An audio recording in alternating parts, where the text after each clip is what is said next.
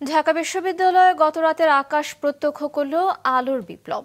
July women's day উপলক্ষে অনুষ্ঠিত হল বাংলাদেশের ইতিহাসে অন্যতম ব্যতিক্রমী এক ড্রোন শো, যেখানে শতাধিক ড্রোনের আলোয় ফুটিয়ে তোলা হল জুলাই আন্দোলনে নারীদের নানা অবদান।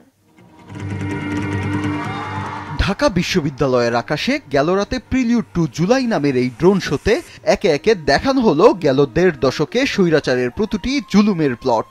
চরমভাবে নিপীড়িত জনতার পুঞ্জীভূত ক্ষোভ যেভাবে লাভা হয়ে ঝরেছিল অগ্নিঝরা জুলাইয়ে।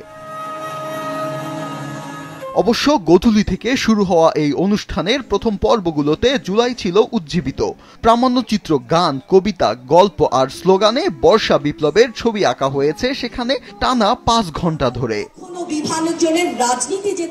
উপদেষ্টা মোস্তফা সারোয়ার ফারুকী বলছেন, এই আয়োজন সর্বস্তরে নারীদের প্রতি সম্মান।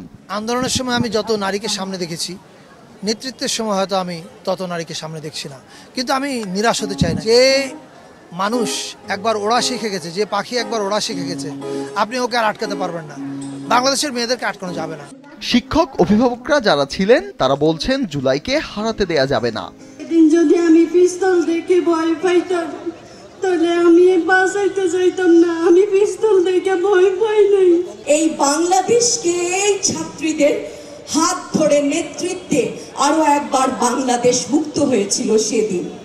হাজারো শহীদের আত্মদান, জুলাই যোদ্ধাদের গল্প আর গণমানুষের সংগ্রামের এক ঐতিহাসিক জুলাইয়ের অনুভব নিয়ে কেন্দ্রীয় শহীদ মিনার ছাড়ে জড়ো হওয়া এসব মানুষেরা। ঢাকা বিশ্ববিদ্যালয় প্রতি বছর ১৪ই জুলাইকে নারী শিক্ষার্থী দিবস ও ১৭ই জুলাইকে সন্ত্রাস প্রতিরোধ দিবস হিসেবে পালন করবে। এই ১৪ই জুলাই। ফাহিয়ান হামিম, মাছরাঙা সংবাদ, ঢাকা।